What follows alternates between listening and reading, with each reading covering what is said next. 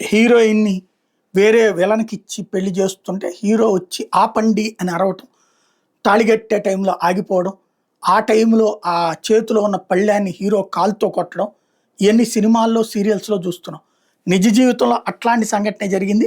కాకపోతే అక్కడ అమ్మాయి హీరోయిన్ కాదు, అమ్మాయి ఒరిజినల్ హీరోయిన్, అబ్బాయి మాత్రం విలన్. ఇప్పుడు ఆ విలన్ మీద ఈ అమ్మాయి కేసు పెట్టింది. కళ్యాణ మండపంలో బంధుమిత్రులు పెళ్లి కొడుకు సమక్షంలో వధువుకు సంప్రదాయబద్ధంగా హల్దీ నలుగు కార్యక్రమం వేడుక జరుగుతుంటే ఇంతలో ఓ యువకుడు సినీ ఫక్కీలో తన స్నేహితులతో వేదిక వద్దకు వచ్చాడు.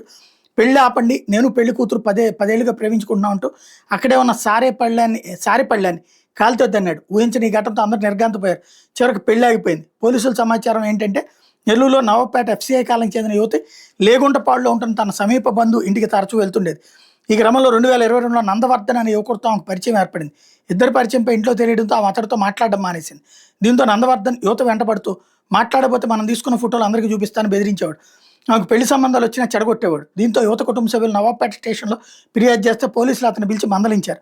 ఈ క్రమంలో ఈ నెల 22న పెద్దలు యువతకు వివాహం నిశ్చయించారు.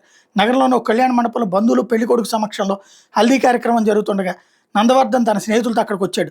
10 ఏళ్లుగా తామిద్దరం ప్రేమించుకుంటున్నామంటూ యువతిని కాలుతో తన్నడానికి ప్రయత్నించి అక్కడే ఉన్న సారిపళ్ళాన్ని తన్ని దౌర్జన్యం చేశాడు. చివరికి పెళ్లి ఆగిపోయింది. దీంతో యువతి ఈ నెల 25వ తేదీన రాత్రి వేదాయపాలెం పోలీసులు ఫిర్యాదు చేసింది.